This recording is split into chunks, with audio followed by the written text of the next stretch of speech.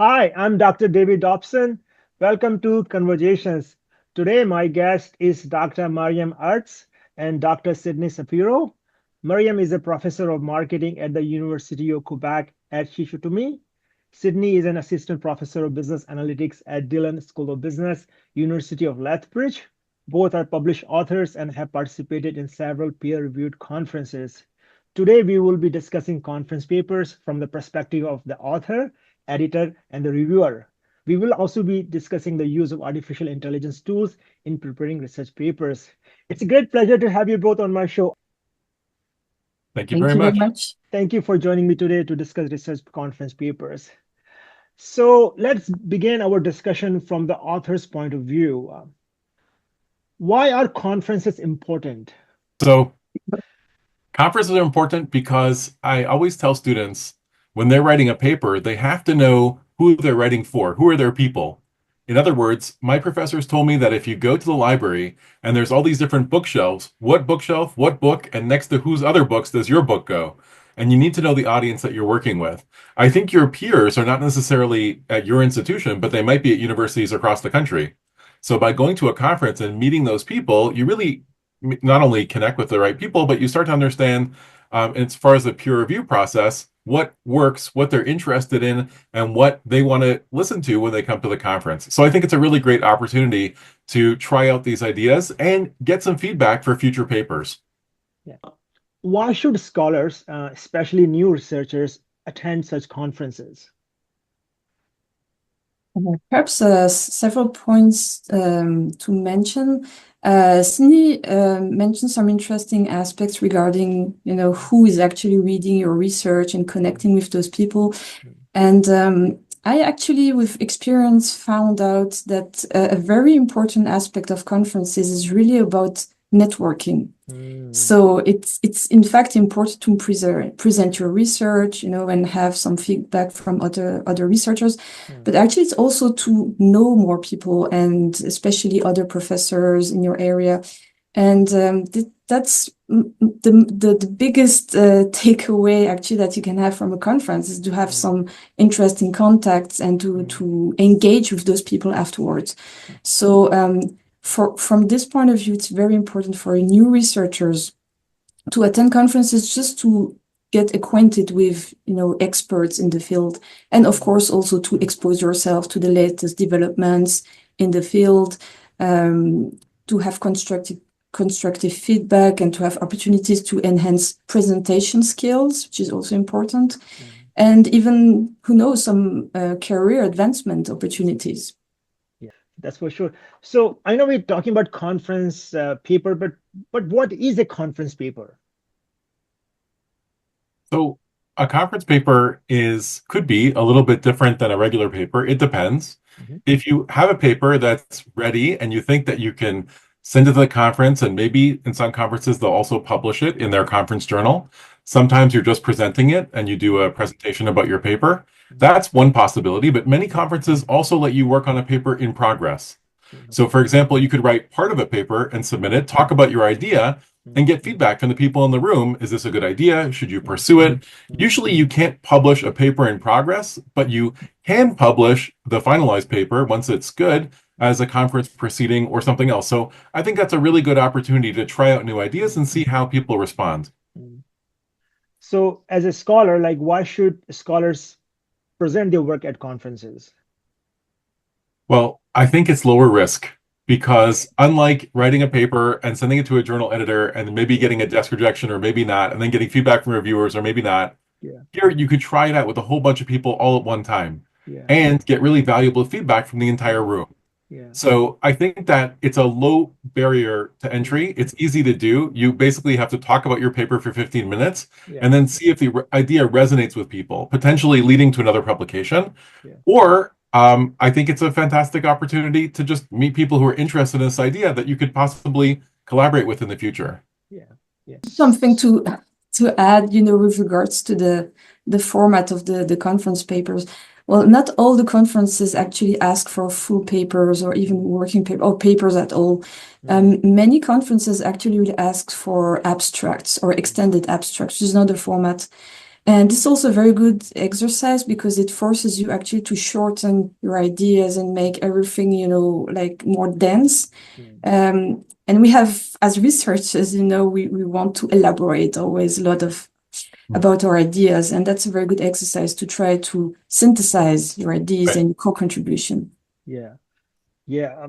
And I know that in most conferences, there's also a doctoral consortium. What about that segment of the conference, which is dedicated for the doctoral scholars or the researchers? Well, I think those PhD students are tomorrow's professors. And it's also good to network with students because you never know who's going to end up working in your lab or be your colleague. I think that's very important. And it's really interesting to see what people are working on, like what theories are they using and what's changed and what's happening right now. I think that's a fantastic opportunity. And many of the PhD students I've met over time at conferences, I'm now colleagues with, and I've published with several of them. So, yeah. And I know that there are several conferences, and we can't really be all the places for sure. And of course, resource is a big constraint for most of us. How to decide which conference to attend? It should be mentioned that conferences may sometimes look like a jungle world, because there are many different conferences and you receive a lot of solicitations. Some may be quite misleading sometimes, especially for young researchers. They invite you to be a delegate or a speaker or keynote speaker even sometimes, although it's really not about being a keynote or whatever. So try to look for well-regarded conferences in your field. Like, for example, if you're in IT or in computer sciences, the IEEE, for example, IEEE, yes, is a very famous one. The Academy of Management in Management is a very regarded one. So try to aim for high level conferences because this is really worth it. Otherwise, you're gonna just waste time and money because it's expensive to go for a conference. So try to look for the best ones, and the best ones are also assorted with publication opportunities very often. So, and even the transactions or the proceedings for Academy of Management, for example, I know it's counted like even sometimes a regular publication. The Association for Consumer Research also has the ACR papers that are actually regarded as papers and counted as papers by academics. So that would be the best advice for young researchers and even for a more seasoned one, actually. I think one of the critical things is being invited by somebody or having some hook into the conference. So usually I'll go to a conference if I know somebody who's there or somebody in my orbit is also going to the conference and I know about it. I think the challenge is that if it's a conference I totally don't know, then it could end up being the wrong forum or the wrong place. I've been to conferences, like huge ones that have tens of thousands of delegates that I couldn't find my people or my place. And although I presented on a panel or I was the chair of a panel, I still had no idea in this massive amount of people where I was supposed to be. So I find that finding your people and then connecting with the right small subgroup. I've never been to a conference where there was more than like 20 or 30 people I really needed to talk to. Going to a room of 5,000 people, I guess it works for some people, but I think the best strategy is finding people who are already in that group who are interested in your research or working with you, and that's a good way into it. I do get invited to a lot of conferences, and most of them I don't accept because I'm just not sure if it's a good venue for me to publish my research. Yeah, as a participant or as a attendee of this conference, how do you really navigate conference from very small to the very, very large? So I don't know what Myriam thinks, but I'll tell you, for me, it's about quality versus quantity. Okay. And when I get the program guide at the beginning of the conference, I look through it and see which sessions do I actually want to go to, what am I interested in?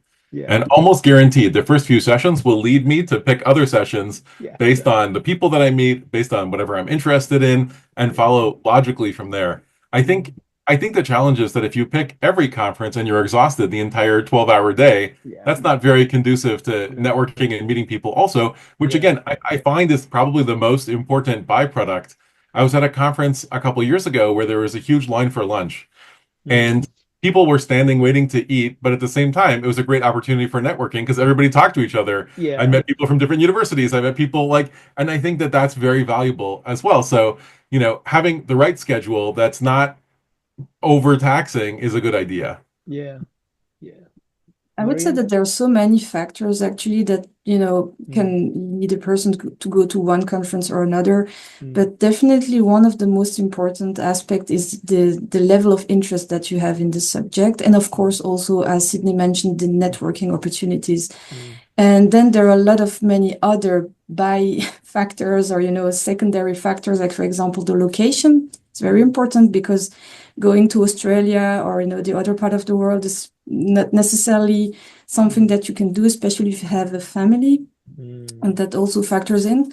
mm, And there are a lot of other aspects like services that are available, on site.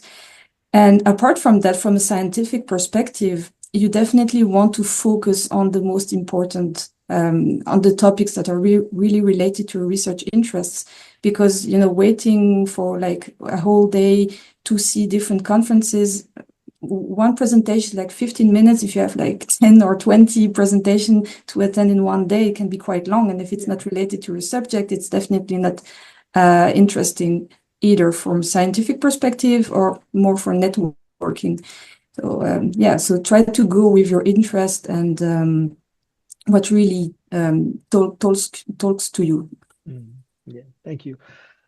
Finally, on the conference, I want to talk about this online conference and the face-to-face conferences. After the COVID or during the COVID, most conferences should shift to these online conferences. And now for most conferences, they still offer a segment of online conference. What do you take on this online versus the physical conference?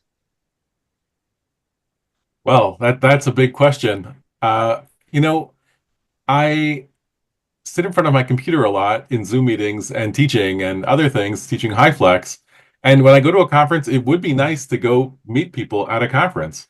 I think the opportunity that we're talking about in terms of networking really happens best when you're in real life and Mm, not necessarily even listening to the speaker, but actually having a chat over coffee in the hallway. You mm, could build really meaningful connections. And that's very hard to do on Zoom. I've never been to a yeah, conference that people could network effectively outside of yeah, the sessions. I've presented at many virtual conferences, yeah. and I feel that, although it's possible to do a conference virtually, in fact, I've presented recently at a conference where I pre-recorded my talk and it went into like a gallery of talks that people were able to listen to when they visited the website. Mm, It's just not the same experience as attending in person. But again, pragmatically, it's very expensive to go to conferences. They could be very yeah, difficult to get to. And maybe some conferences are better virtually and other ones are not. It just depends on the venue and what you're trying to accomplish. yeah. I had a lot of virtual conferences during the pandemic, like 7 or 8 per year. Usually I do one or two, and then I ended up with so many conferences. But it's really the quantity versus the quality, Mm, because it's really different online. You have to concentrate, and you really have to focus on what's presented, and the whole experience, mhm, the experiential aspect that surrounds the mm, conference typically is stripped off. It goes away. There are no dinner. There are no visits. Sometimes some conferences you can visit the place where you're at, and you can network with other researchers during those very informal moments, and that's just not possible online. So the whole thing that makes a conference interesting mm, um, is actually not there. So I think it was interesting in terms of quantity. You have a lot of conferences, you speak to a lot of people, but in terms of quality, it was really not mm, the same. Most of those yeah, conferences, I don't even remember them. Whereas like 15 years ago, when I went to France at Tours, and we were, walking in the city center of Tours, we had a visit there. I remember that for my whole life. mm, So yeah, it's really yeah. not the same. Yeah, no, I totally agree. I mean, being in the location and meeting the people and the experience is very different for sure. In every conferences, there are divisions, and then there is a divisional editors. So I want to now talk about those editors' responsibilities. It's the role of conference divisional editors. So as a divisional editor, how do you allocate this conference papers to the reviewers in your division? So I think the reviewer element can Yeah. be somewhat random. It always comes down to who's participating. And the people that are submitting papers ideally should be open to getting feedback as well as giving feedback to other people. And this is the way the system perpetuates by everybody participating. So I would expect that if you're coming to the conference and presenting, you're at least open and willing to review somebody else's paper. Yeah. I think from a divisional perspective, it depends on what the topic is and how it fits into the overall subject of the conference. So is it going to match what the audience is interested in, and is it in the right spot? Right. Oftentimes, when you have a very big conference with many different divisions, it makes sense that a paper might be better suited somewhere else. So it's both an issue of topic suitability as well as finding people who are interested in participating in this process and ideally giving very positive, helpful feedback. Yeah. Just in addition to expertise and review experience, also take care of the workload balance, to ensure timely and thorough reviews. Try to spread or distribute the papers to different reviewers, but not always the same reviewers, and also conflicts of interest. So avoid allocating to reviewers with personal professional bias. So that's also something of importance. Yeah. I've also noticed that in regular journals, when you submit, usually after you submit and potentially after you're published, they ask you to do reviews for other people's papers. So for students, it can be very difficult to get into that reviewing process because they never really see it up front. Whereas at a conference, just by doing a 20-minute talk, they're asked to, read 5 or 6 other people's work. That really helps because then they understand the reviewing process as well as the kind of feedback they'd like to get themselves and what they'd like to give. So I think that it's a good opportunity to build constructive feedback skills in order to understand how this whole process works. Yeah. So I'm assuming that you both be an editor for conferences. Oh. Yeah. I am currently, and I review a lot for conferences. Even if I don't attend them, sometimes I'm part of scientific committees. So okay. I've done many reviews. Okay. So when you assign papers to reviewers, like basically, what are your expectations of the reviewers, like times, feedback? Depends a lot on the conference. Sometimes you have some guidelines, some criteria to follow from the organizers of the conference. And otherwise, if I have to do something like from scratch, I have to decide everything myself. Then, of course, the fit with the theme of the division, of course, is important. The respect of the guidelines, for example, if it's limited to 1,000 words and if it's 3,000, well, of course, you have to check for that.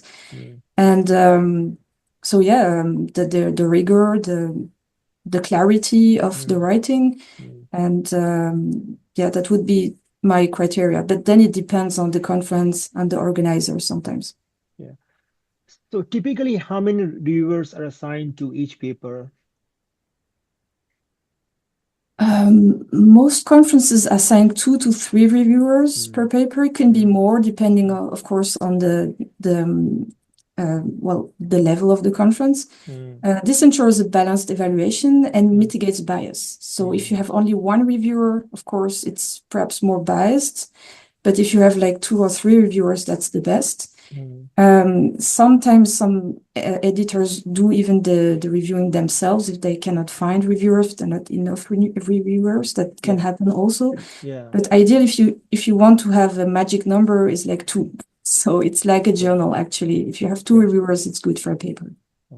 I think the key difference between conferences and a journal is that, in a journal, you're hoping that they don't outright reject your work and they give you helpful enough feedback that you could work on a second revision and resubmit. And when you do, ideally reconcile the 2 or 3 people so that it actually works. In a conference, it usually is a one-shot deal where they tell you, we don't want your paper, and then you're out. You have to submit it somewhere else or send it to a different conference or a different journal. So I think that the takeaway, even if it's rejected, is that you could take that feedback, improve the paper, and then submit it to another venue. Unlike a regular journal where sometimes the same reviewer reviews the paper a number of times before they accept it for publication. Yeah. I'm going to ask you about this paper acceptance. How do you decide whether to accept a paper or reject a paper? You would read the reviews of the reviewers first. And then you would decide whether it's in accordance with what you were actually expecting. For example, that it meets the topic of the conference, and then you would then make a decision for the author. So typically, it's reviewing what the reviewers said themselves and making then your own assessment and deciding afterwards.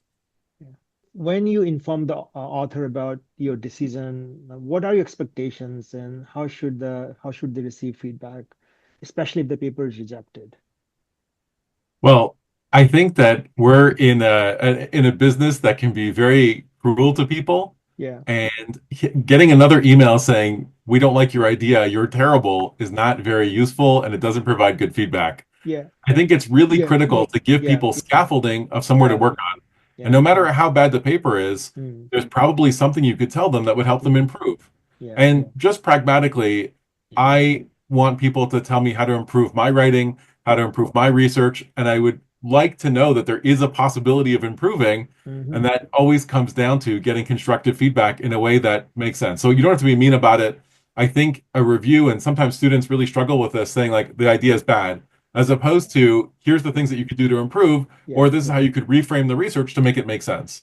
So I think being kind is absolutely critical, and ultimately that builds resilience for everybody involved in the process. Yeah, the constructive and detailed feedback is very nice to have, even if you get rejected. You know why actually you were rejected. Unfortunately, in some conferences, it's not the case. You just receive a message that says, "Okay, it's not accepted, your paper," and that's very frustrating, actually. So try to provide constructive and detailed feedback. That's very, very important for the authors.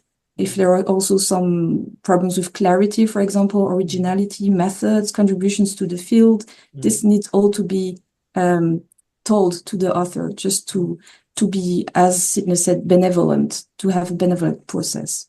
Yeah, thank you very much. Now I want to talk about some of the key aspects of a reviewer's role. I know you already mentioned some of those feedback aspect. Can you, like, let's say, as you said, when we submit paper to the conference, and a lot of time even we were asked to review the papers, and a lot of time Sidney mentioned that for most graduate students or people who are submitting paper, they never had a reviewed paper before, and then they got the paper and they asked you to review the paper. So what they should do, like how to assess the quality of the paper, originality, writing quality, clarity, etc. So most conferences have a number of criteria that they ask people to rank the paper on and to provide overall general feedback. Many conferences will also ask for like what was good about the paper, what was bad about the paper, what areas need improvement. Usually there's a quantitative and qualitative ranking of the paper. But I think it's really important to break it down holistically and look at like what's the overall topic, how does it fit with what the conference is doing, how's the writing, the logic, the ideas. Usually in the paper, you expect to see a research methodology that you're familiar with and, some connection to theory, the research question, what they're doing, methodology, all these things have to connect to each other. I recently reviewed a number of papers that had a research methodology I've never seen before and didn't really make sense. And I felt like some other conference sent a whole bunch of people to just create a new research method that didn't really fit with what was going on in the conference. So I gave constructive feedback explaining how they could reframe this or reshape this in a way that I guess would be more accepted in the field. I agree. Absolutely agree with that. Yeah. So, when we look for the conference paper, I know sometime you might have good paper, but you might have sent to the wrong division and then your paper got rejected because the reviewers have no idea what is this paper is all about. So that can happen, and it happens quite often. I think it's important to talk to people at the conference in advance just to make sure that your idea makes sense. Talk to the divisional editor, talk to the conference organizers, just to make sure that everybody's on the same page, And I think just like in academia, in a conference, we have this like little microcosm where everything is in balance. You could have a graduate student, and this has happened to me many times, chairing a session, or a graduate student reviewing a paper. And when people go over time and they don't stop talking, or I'm reviewing the paper and it's not good, who am I to tell this person that their research is wrong, right? Yeah. And I think that's one of the critical things when there's 2 or 3 reviewers, like Myriam says, then you don't have to worry that you're the only one and you're, jeopardizing your career because you're telling somebody powerful and important, bad news. I think it's important to do a service to them because ultimately it's never one way. Somebody else will be reading your paper, and you would ideally want the same kind of service that you're giving to somebody else. So I think that's a really important point. Yeah. A tricky one is also the fact that sometimes the papers are not anonymous. So sometimes you know who wrote the paper, and that can be kind of biasing. If I receive the paper of a big name and I have to review that paper, I'm going to be perhaps a bit nicer, with that person, and that's human. So it's better actually to anonymize the whole process, just like the journals. But unfortunately, that's not always the case. Yeah. We've been talking about some of the constructive feedback. Maybe we can talk about some of the specific suggestions for improvement, for example, how the paper could be strengthened or so that the author can get a constructive feedback. So what would you include on those constructive feedback? So first of all, I will look for originality, how the paper demonstrates originality and contributes to knowledge. Would be the first one. And afterwards, is the methodology sound? And is the analysis rigorous? Sometimes there is no methods. For example, if you're doing a literature review, can happen in a conference. Then perhaps ask the author to clarify how they selected papers, would be an example. And is it well written? Is it structured? Is it logical? And of course, does it align with the conference scope? So if any of these criteria is not as well respected, then you could write, some feedback about those different aspects. And the reverse side of the medal is that a paper would be rejected typically if it lacks originality or has major flaws. It's not well written or it's not understandable. There you also may have some ethical concerns, for example, plagiarism, AI misuse, and if it doesn't fit, of course, with the conference team.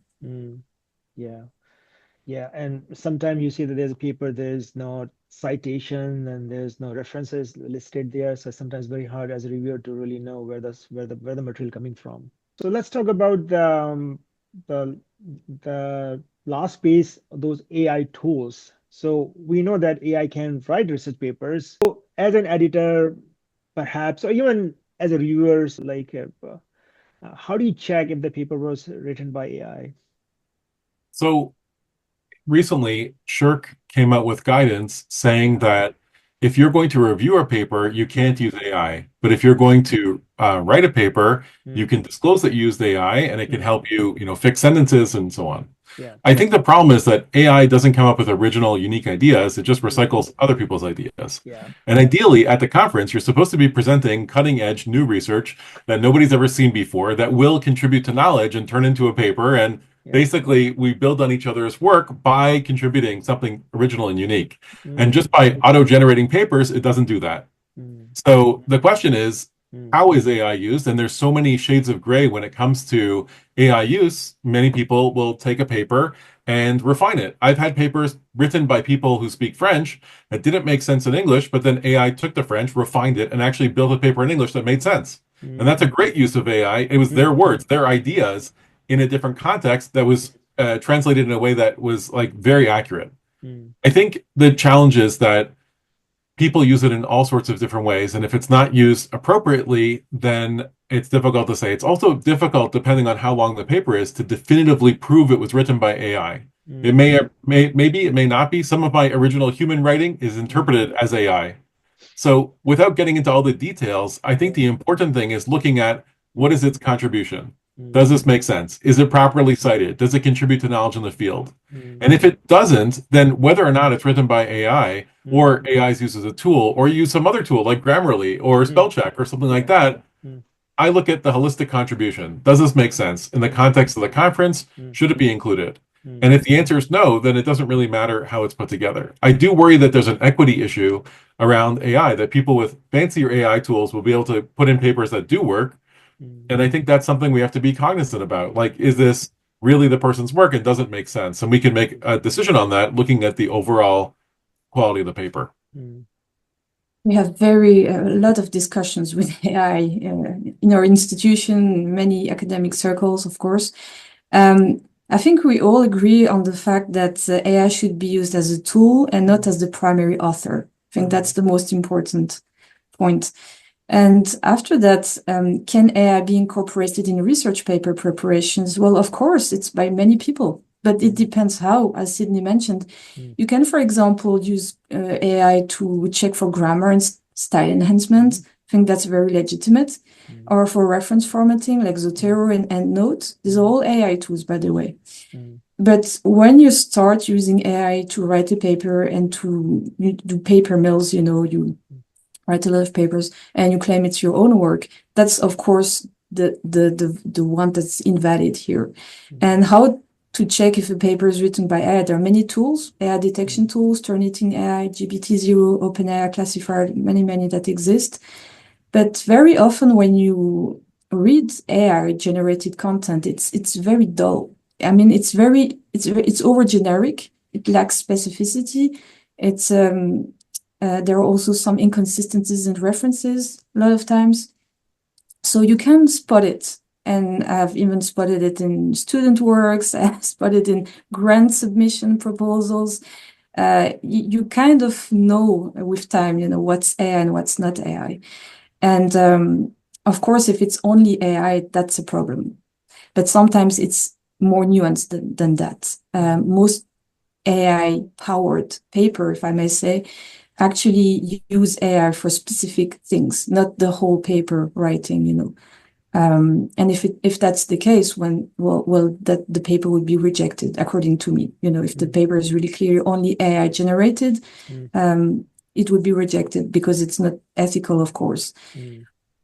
So yeah, great question. Yeah, sometimes people use AI tool to do literature search, for example, to find out what type of research has been done on this topic, and they try to streamline the process of finding the right papers for the papers to study. So one of my friends does research on ballerinas, and she did a literature review using an AI tool on stress and ballerinas. Now, the highest ranking journals on ballerina stress are about fractures with ballerinas' legs, as opposed to emotional stress, and having 100 citations from the wrong discipline doesn't make the paper any better. So it's not just about quantity, it's also about quality. It's really about understanding how these citations support the research as evidence. I think that a lot of people are using AI as a research tool. A lot of people are using AI as an object of research. Like I generated these citations. Look what it told me. So there's many papers like that in every discipline. And I think that right now we have to distinguish between like what actually contributes to the field versus what's just more noise that's being recycled in the field. Yeah. And finally, what is your advice to the authors? I think it's a very scary proposition, especially if you're a graduate student starting out. And the best thing is it's a low pressure, low stakes, low risk environment. Even if you get rejected, you can still go to the conference and meet people and listen to other people's ideas and improve your submission and apply for the next year. I think it's a great way to get started on the journal writing process and get really valuable feedback before you take that paper and turn it into something larger. And it's a good way to start the process of networking in your community, to meeting your people who are out there who you need to know across the country, except they're in the same place at the same time, making it an amazing opportunity to find out who your people are and how you're supposed to network. So I think, although it seems like a scary proposition, it's definitely a good idea using all the things we've talked about in this show to find the right conference and then actually take advantage of it. Yeah, we mentioned a lot the fact that it's an important venue to network, to have a nice experience. The experience aspect is very important. But on the other hand, do not forget about the accuracy and about the preciseness of your presentation, because sometimes there are people in the room that will ask you questions very specific. What's the measurement scale that you used? Why did you use 5 points instead of 7 point Likert scale? And you really have to have a convincing answer, because you're standing in front of like 20, 30, 40, 50 people, and you have to know your stuff. So on the one hand, yes, it's true. It's a very nice experience. It's a very experiential one. But on the other hand, don't forget about the scientific aspect, which is very important. Be rigorous, have a very good understanding of what you're presenting, because you're going to get challenged, which is good. I mean, it's a safe environment, as we mentioned, but still be prepared to have very precise questions, because you never know what kind of queries you might have. Yeah. Anything else we want to add? Perhaps if you receive rejection, how to handle rejection is always a bit difficult, especially for young researchers. Of course, Sidney might not be an issue for him. And I get rejected all the time. but perhaps for young researchers, it might be a bit more, emotional when you get rejected. So you have to wait like 1 or 2 days to get over it, have some sleep. And then afterwards, come back, read your email with all the comments. And I think that's the best time to let that sink in, to improve your paper for next opportunities. I agree with Myriam. I mean, the really important thing is that this conference is not the last possible conference you can go to or submit, or the end of your idea. Your idea might have a better venue, a different journal, a different conference, and you really have to think about how you could rework that to make it work. And I mean, I don't know if I'm supposed to say this, but the reality is that some people are not very nice. And some people tell you your ideas are terrible, you're terrible. I've seen people crying at conferences, but the reality is that the majority of people in our industry are nice, because we get feedback all the time and we give feedback all the time. So I would recommend that if this is your first conference and you're try to be nice and try to give some grace to the people who are asking you questions. It's not personal. They really want to know about your research and they're the experts in it. So it's natural that you'd be challenged. And I think that going into it with a very positive attitude means that you'll get a lot out of it and hopefully build a lot of amazing connections. Sometimes, you get some dull questions also. It might happen that you explain something for 15 minutes and you explain it in details, and then you have people, you really have the impression they didn't really listen to you at all. So if you're in this case, respond thoughtfully and professionally. Don't look, annoyed or like angry or something like that. Oh, I told you that 5 minutes ago. So show always enthusiasm, even if some people really did not understand your presentation. Do as if it's not an issue and you're here to teach them and to educate them about your topic and your research. I'm embarrassed to say how long it took me to learn that lesson that Myriam just talked about. Too long, probably. I think that being really polite and telling people, I don't know about that, but it's interesting. I'll look into it and get back to you. It's okay to say that also. You don't have to have the answer on the spot and feel like you're being put on the spot. And I've had the opposite happen too. I gave a talk for 20 minutes. My talk ends and people just stare at me. No questions, no clapping, just shock. And then maybe those are not the right people. It's not the right audience, but I am reassured that somewhere else is, some other room wants to hear what I have to talk about. I could find out who those people are. And that's just, it's very, I think, soul crushing and defeating in the moment, but then you could figure out a way to leverage that once you take the couple days, like Myriam said, to like cool off and think about, okay, where do we take this next? Yeah, it's really very awkward when you present to people and nobody asks you questions. So that's like, nobody understood my research. It's the big fear. You don't want to be in that situation. But sometimes in the room, in some conferences, there is a discussant. There is someone who has to read it's the reviewer most of the time. He has to read your paper and has to ask questions to like drive the discussion and to stimulate other people to jump in the conversation. My last point. If you're a student and you're worried about conferences or submitting papers, even before you do that, you can volunteer to attend the conference. You could be a chair at the conference. You could be a discussant. Like there are other ways to participate that aren't necessarily presenting yourself. And it really helps through networking and understanding what a conference is and who you're going to meet. And I think that sets you up for success as well. So my bottom line recommendation is get involved. It's an important thing that everybody's participating in. You should be there too and meet those right people. Especially if you're an introvert. Exactly. Thank you so much for your time and sharing your perspectives on conference research papers. Wishing you both all the best. Thank you very much for the invitation.